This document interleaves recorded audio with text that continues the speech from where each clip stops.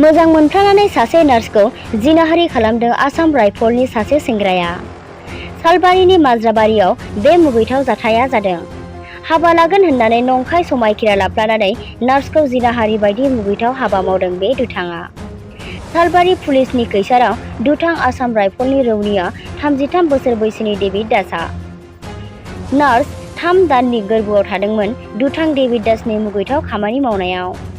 नार्सनि एजेहारखौ नोजोर होनानै सालबारि पुलिसआ मुसलपुर पुलिसनि हेफाजाबजों खायो दुथां डेभिड दासखौ। दुथां डेभिड दासनि न'आ बाक्सानि दुलिगुरियाव।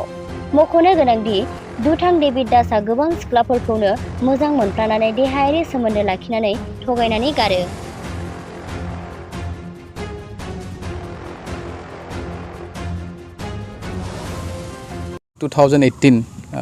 নাম্বাৰ এটা কেছ ৰেজিষ্টাৰ হৈছিলে আণ্ডাৰ ছেকশ্যন 120B 447 354C / 376 493 আৰু 506 IPC ধাৰাত সেইমতে এগৰাকী ভুক্তভোগী যুৱতীয়ে ধৰ্ষণৰ অভিযোগ তুলি পেলাই ডেভিড দাস নামৰ এগৰাকী জৱান ৰাইফলমেন আসাম ৰাইফলত কৰ্মৰত ৰাইফলমেন এগৰাকীৰ বিৰুদ্ধে তেওঁ অভিযোগ দিছিলে।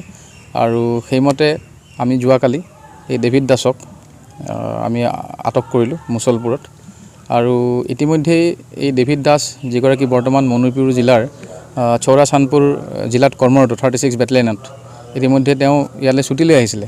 আৰু অনাৰেবল গুৱাহাটী হাইকোৰ্টত আমি প্ৰেয়াৰ দিছিলোঁ বেইল ৰিজেক্ট কৰিব লাগে বুলি। আৰু তেওঁ ইণ্টাৰিম বেইল লৈ আছিলে। আৰু ইণ্টাৰিম বেইল লোৱাৰ পিছত আমি পুনৰবাৰ আকৌ অনাৰেবল গুৱাহাটী হাইকোৰ্টক প্ৰেয়াৰ দিছিলোঁ এইটো বেইল ৰিজেক্ট কৰিব লাগে। আৰু অনাৰেবল গুৱাহাটী হাইকোৰ্টে বেইল ৰিজেক্ট কৰাৰ পিছত আমি তেওঁক ধৰিলোঁ। আৰু এতিয়া আমাৰ তদন্ত চলি আছে।